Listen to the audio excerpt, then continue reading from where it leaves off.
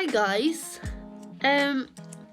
So I'm just quickly coming on because I wanted to. I was going through a lot of things with the product in the dreadlocks.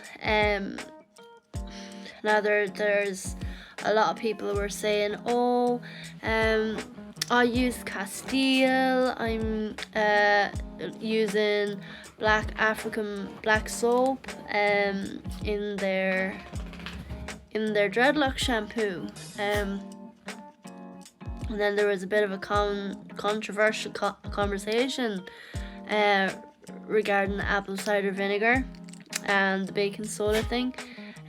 So I said I'd pop on, being a dread maker for quite a long time, and the experiences with making the dreadlocks, and real dreadlocks and the synthetic, and the differences, and what the carrier oils, what's light, what's flowing through the hair, and what's going to stick in, what's going to be building up,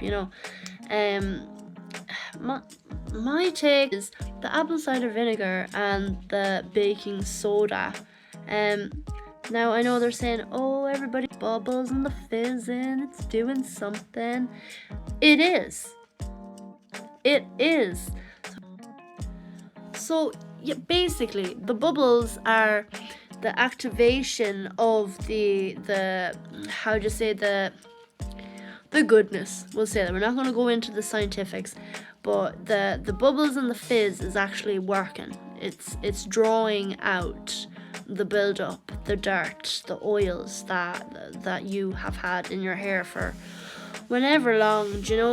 Even like every day, a lot of people wash their hair, don't they? Like every 2 or 3 weeks. Not every 3 weeks. Sorry, that's me with my locks.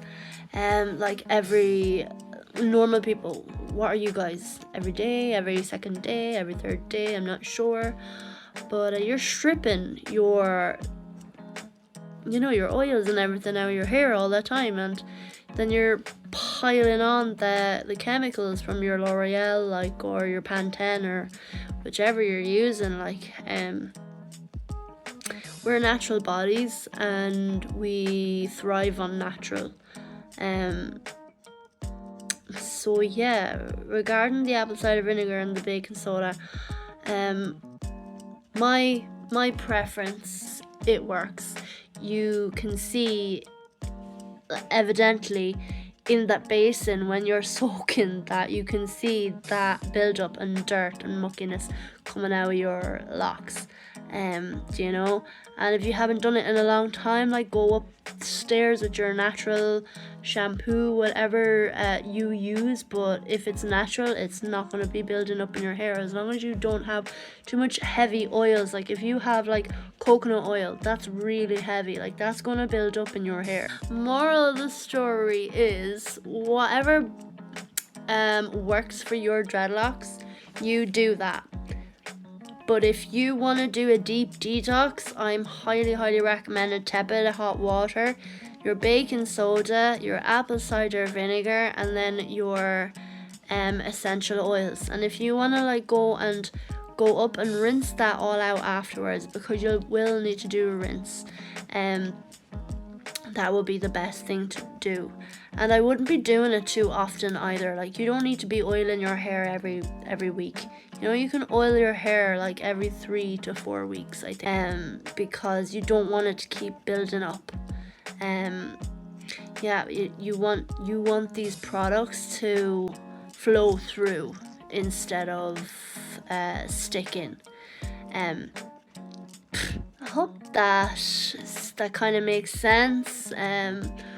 But I've absolutely love having constructive criticism regarding dreadlocks. Say about the apple cider vinegar, oh, it's making my hair very harsh. Yeah, you're right, it does get a bit harsh.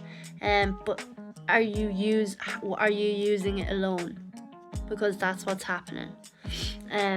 And then you can use your moisturizers, your coconut water, your almond oil, or your avocado.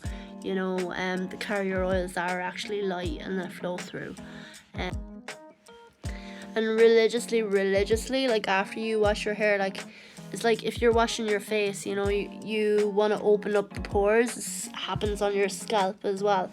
So hot water to open the pores and open up the scalp, and you know, let things naturally open up and leave. And then if you're finished with your rinse and you're happy with that, then go have your cold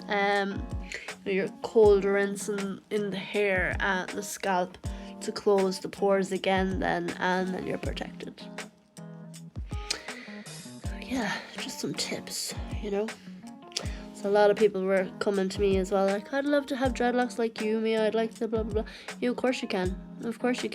Just leave them alone. Stop oiling them constantly. Know what you're putting in your hair, and yeah, moisturize.